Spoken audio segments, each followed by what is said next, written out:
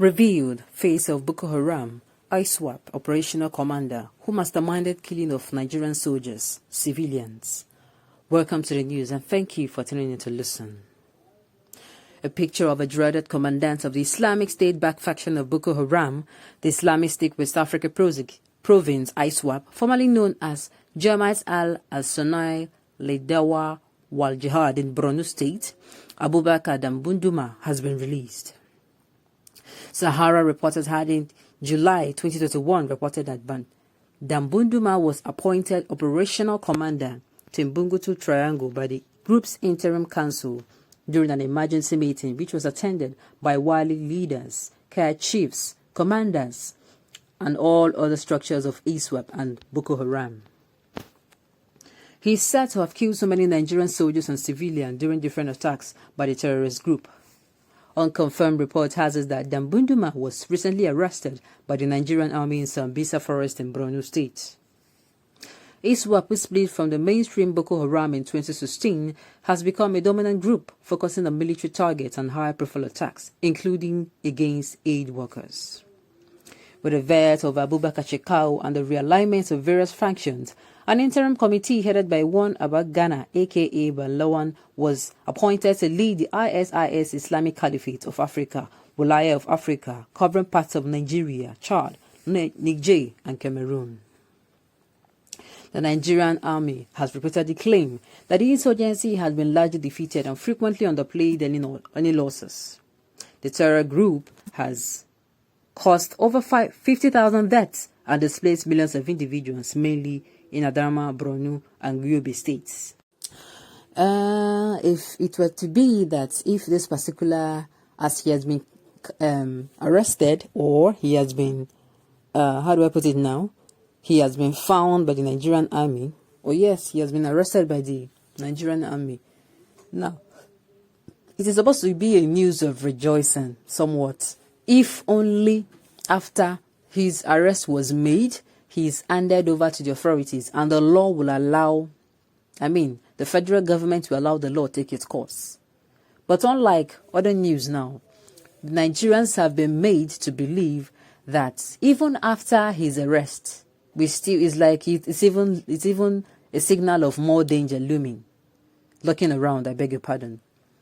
It is seeming like it's more danger lurking around the corner, because the former repentant Boko Haram or terrorists that surrendered to the Nigerian army, and the Nigerian army handed them over to the federal government. What happened to them? They were forgiven. They said they have repented and they have forgiven. What did they do? They welcomed them back home, threw a party for them, and recruited them into the army, back to the society, causing and endangering more lives. So, had it been this particular news was that the law had already taken its course on these people, then it would have been a thing of, okay, we heal the Nigerian army and we hold the federal government.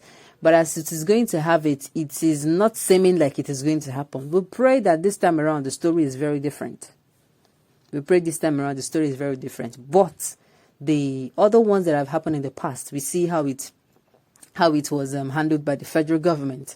They continue to treat this matter as if it is this is a matter of milk and juice. This is a matter of lollipop and biscuits, and that is why these people will continue to grow in their crime. Their crime will keep increasing.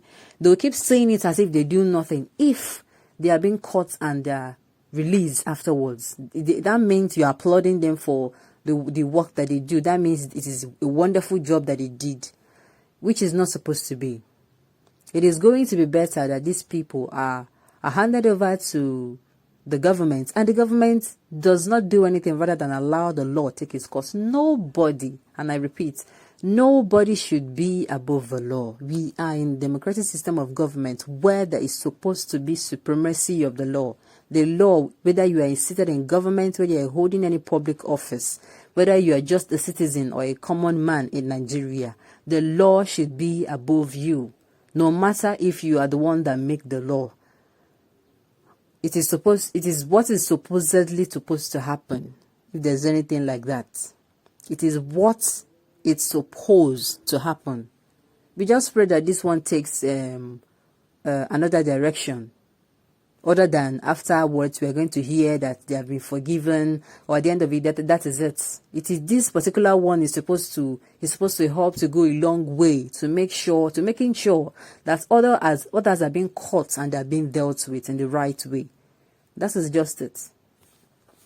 The people of Nigeria have suffered long enough. I think it is high time the federal government should step up and stop, permit me to say, romancing this particular issue of insecurity, rather than face it squarely and have it dealt with and done for good. No, he is a repentant Boko Haram. How can you say that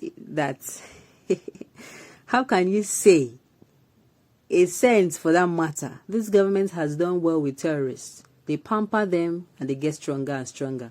No wonder they feel free to hurt our gallant soldiers, unless the Northern Airlight resolve to tell the truth and nothing but the truth. There will still be more damages. Exactly what I'm saying. The damages will even increase, because him being caught now, if it is a state where there is justice and fairness and the supremacy of the law, and they allow the law to take its course on this particular issue, we are going to be happy that, oh, this one will lead us to more of the terrorists and people being caught, and then they allow the law to take its course. But no, the Nigerian government will take them in, throw a party for them.